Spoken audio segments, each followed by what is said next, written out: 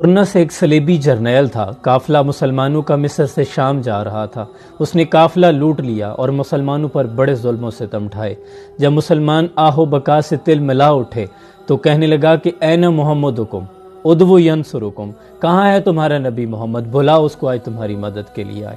وہ مسلمان تو لاچار تھے، لیکن جب یہ آواز سلطان صلاح الدین ایوبی تک پہنچی تو پھر سلطان صلاح الدین ایوبی ادھر اللہ سے عہد کرتا ہے، عرض کرتا ہے کہ میرے مالک مجھے تب تک موت نہ دینا جب تک میں برنس کا سر اپنی تلوار سے جدا نہیں کر لیتا۔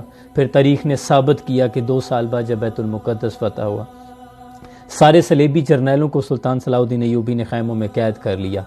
جب برنس آپ کے سامنے آیا تو پھر آپ کی آنکھوں میں شعلے اتر آئے۔